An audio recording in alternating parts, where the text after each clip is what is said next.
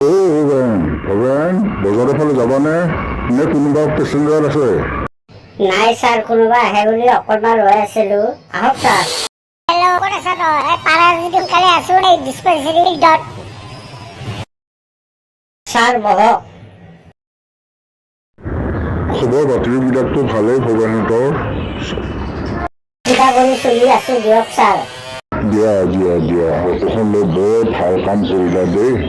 অটোখনতো মাহিলী নিশ্চয় ভাল এটা ইনকাম আহি থাকে।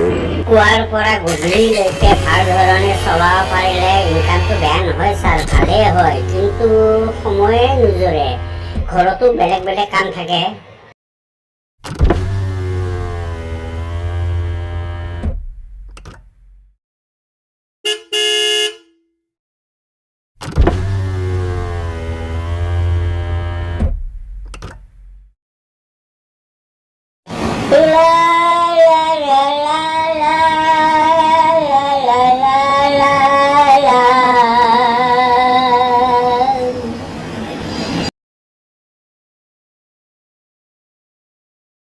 আজি বজাৰত মানুহৰ ভিৰ দেখোন একদম খেৰেঙা লাগিছে। হ'ব দিয়া, ইয়াতে চাইড কৰি ৰাখি দিয়া।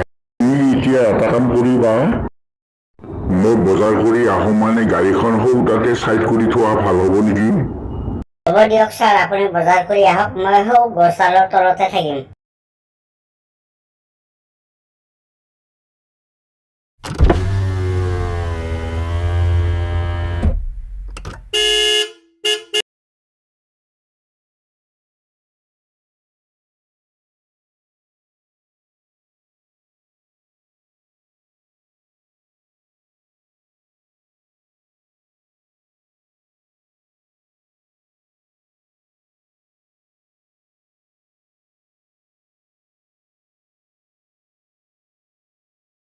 অ' ঘুটু ভাই, আজি ই ৰিক্সাৰ পৰা একদম হিল কৰাই নাই, কি কথা? একো নাই, এই স্কুলৰ বুঢ়া ছাৰক লৈ আহিছো। ছাৰে আহি যদি দেখা নাপায় তেতিয়াহ'লে বেয়া হ'ব নহয়, এনে ৰৈ আছো। ছাৰে কি তোৰ ই ৰিক্সাখনত অকলে আহিছে নে বেলেগ পেচেঞ্জাৰো আছে? ছাৰে অকলে আহিছে। তেতিয়াহ'লে তোৰ আজি ভাল মতদান, ভাল লাট্টা মাৰিবি।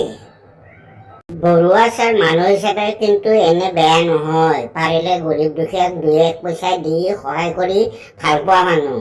তইও আজি তোৰ ভাড়াটোতকৈ অধিকাৰ কিছু পাবি। কথাটো অৱশ্যে তই ঠিকেই কৈছা, কিন্তু ছাৰে যদি তেনেকুৱা কৰি টকাটো দিয়েও নহয়, মোৰ বোধে কিন্তু লোৱাটো একদম উচিত নহ'ব। আমি স্কুল পঢ়া দিনবোৰত আজি ছাৰৰ কথা পাহৰি গ'লে নহ'ব।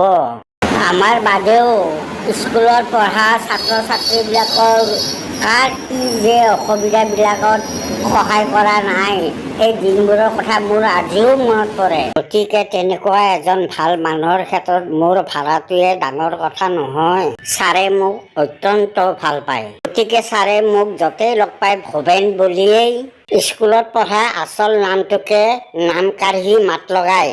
বাকী চববিলাকৰতো কথাই নাই, সিহঁতৰ দৰে ঘৰতো চবেও ঘুটু ঘুটু বুলিয়ে মাতে। মোৰ যি কেতিয়াবা পেটে পেটে এনেকুৱা খং উঠে নহয়। এইচব কথা এতিয়া বাদ দে। ঐ লম্বু, মই কিন্তু এটা কথা ভাবিছো দেই। কচোন, কি কথা? ছাৰৰ পৰা ভাড়া টকা পালেও পালো, নাপালেও মোৰ মুঠেই বেয়া নালাগে, বৰঞ্চ নাপালে মানে মোৰ মনটো ভালহে লাগিব। কাৰণ কিয় জানা? তই ভাবিছানে নাই মই নাজানো, মই কিন্তু পুৰা ভাবিছো। আমি সৰু কালতে দেখা আমাৰ অঞ্চলৰ মানুহৰ কেইঘৰনো অৱস্থা ভাল আছিল। দেহৰ ফটা চিটা কাপোৰখন জহি খহি যোৱাৰ পিছতো কিনাৰ কাৰণে যে কিমান সমস্যা আছিল। ইয়াৰ উপৰিও পঢ়া শুনাৰ ক্ষেত্ৰত কিতাপ কাগজ কলম ঘৰবোৰত এশএবৰি নানানটা সমস্যা থাকেই। এতিয়া অৱশ্যে গাঁওখনত উঠি অহা চামবোৰৰ ল'ৰা ছোৱালীবিলাকে নতুনকৈ স্বাৱলম্বী হ'বলৈ ধৰিছে। তেনে ক্ষেত্ৰত আমিও দুই এক পইচা উপাৰ্জন কৰিব পৰা হৈছো। এনেকৈ যদি ছাৰৰ পৰা পইচাটো নলয় ইনডাইৰেক্টলি সহায় কৰিব পাৰোঁ, তেতিয়াহ'লে মোৰে মনটো কিমান ভাল লাগিব। হয়নে নহয় কথাটো তয়ে কচোন ক বাৰু। কথাটো ঠিকেই, তেনেকুৱা কৰিব পাৰিলে ভালেই দেচোন। আচ্ছা খুটু, এতিয়া এইচব কথা বাদ দে। আজি মোৰ ৰাতিপুৱাই যাত্ৰা বেয়া, গতিকে আজি পাৰিলে সন্ধিয়া পৰত ফলৰ দোকানৰ বেক চাইডে বেছি নহয় অলপ অলপকৈ ধৰিম দে আৰু হ'ব